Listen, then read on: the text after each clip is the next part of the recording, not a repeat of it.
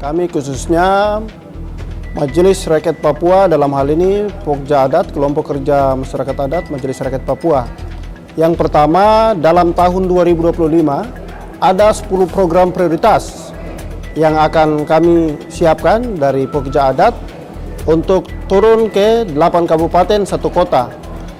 Namun dalam bulan Maret, yang mana kami akan melaksanakan dalam TW1, kami akan melaksanakan ada beberapa 4 dari 10 program prioritas, ada 4 program prioritas yang akan kami laksanakan di 8 kabupaten 1 kota.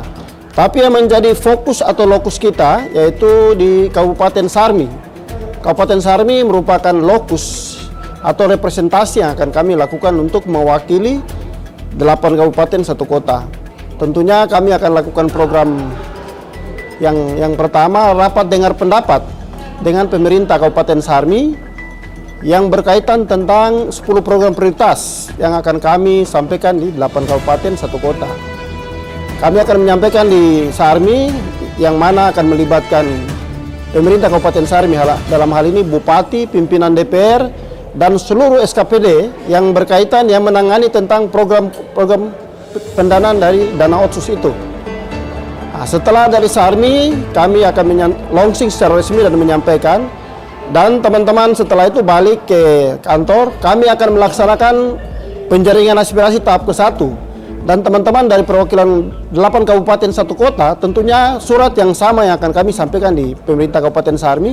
Teman-teman di 8 kabupaten dan 1 kota lainnya juga akan membawa surat yang sama, dan akan pada saat penjaringan aspirasi setelah itu, dan akan sampaikan surat secara resmi kepada pemerintah daerah kabupaten kota masing-masing berkaitan tentang 10 program prioritas yang mana dicantumkan oleh MRP, dalam hal ini Pokja Adat, kepada pemerintah daerah untuk menerjemahkan 10 program prioritas yang berkaitan tentang keberpihakan untuk memproteksi kepentingan orang asli Papua yang terfokus di 8 kabupaten 1 kota.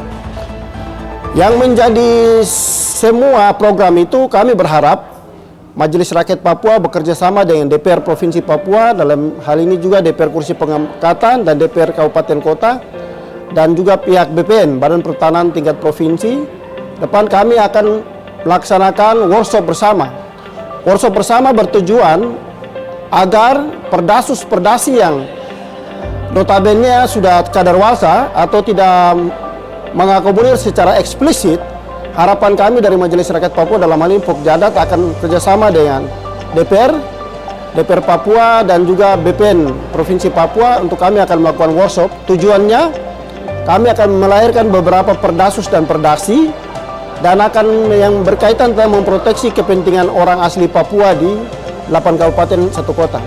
Hari ini kami mempunyai niat, semangat, tekad yang kuat, tetapi kalau tidak didukung dan tidak ditopang dan perdasus dan perdasi, sama saja nanti kami jalan di tempat.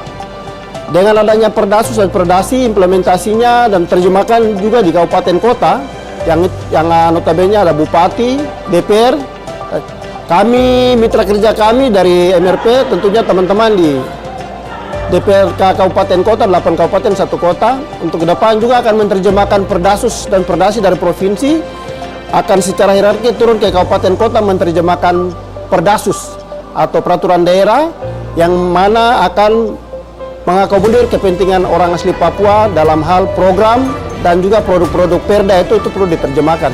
Sehingga program dari masyarakat adat itu baik tentang tanah, pemetaan komunal, bicara tentang mendapatkan bantuan contohnya operasional kepada kepala suku, baik juga perumahan, baik juga kendaraan operasional, dan juga pendataan orang asli Papua di 8 kabupaten 1 kota, sehingga ada mitra baik dari masyarakat adat, Dewan Adat, kepala suku, Ondo Wafi, Ondo Folo, Sera, Mananwir, kedepannya menjadi mitra strategis dengan pemerintah daerah dan ada kolaborasi untuk bagaimana antara masyarakat adat, LMA, dan juga pemerintah daerah bisa ada hubungan yang harmonis sehingga untuk kepentingan mengakomodir seluruh agenda masyarakat itu bisa tercover dengan baik, sehingga persoalan-persoalan yang sangat krusial ini itu bisa terinventarisir secara pemerintah melakukan inventarisir dan bisa menyelesaikan secara baik, sehingga kedepannya tidak ada lagi orang Papua yang mendapatkan masalah yang sangat krusial. Harapan kami dari Majelis Rakyat Papua,